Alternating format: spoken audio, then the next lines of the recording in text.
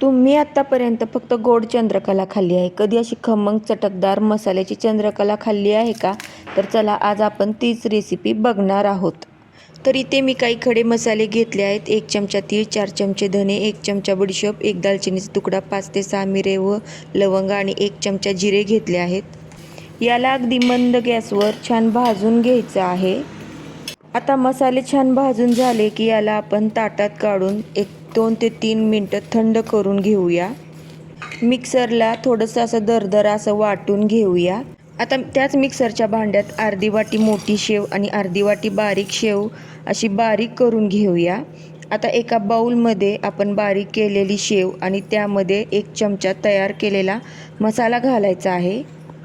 अर्धा चमचा लाल तिखट, पाव चमचा हळद, पाव चमचा हिंग, अर्धा चमचा आमचूर पावडर, पाव चमचा काळे मीठ, पाव चमचा सिंधी लोण, 1 चमचा पिठी साखर, 1 चमचा चिंचेचं पाणी घालून छान मिक्स करून घ्यायचं.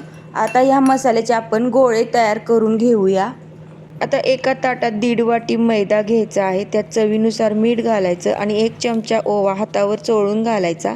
4 चमचे तुपाचे छान मोहन घालायचे. तूप आणि पीठ छान मिक्स करून घ्यायचं आणि पाणी घालून छान पीठ मळून घ्यायचं. आता एक मोठी लाटी लाटून घ्यायची. त्याला वाटीच्या साहाय्याने किंवा साच्याच्या साहाय्याने गोल आकार कट करून घ्यायचा आहे. आता एका लाटीवर एक मसाल्याचा गोळा ठेवायचा आणि दुसरी लाटी वरनं ठेवून साईडने दाबून पॅक करायची आहे आणि चंद्रकलासारखी याला डिझाईन करून घ्यायची आहे. या पद्धतीने मस्त अशा चंद्रकला तयार झाल्या आहेत. आता या सगळ्या चंद्रकलांना अगदी मंद गॅसवर तळून घ्यायचं आहे. 5 ते 7 मिनिट लागतात ह्याला व्यवस्थित तळायला. मस्त असा लालसर कलर आला की काढून घ्यायच्या. मस्त आपल्या खमंग खुसखुशीत मसाल्याच्या चंद्रकला तयार आहेत. ह्या दिवाळीला तुम्ही नक्की ट्राय करा.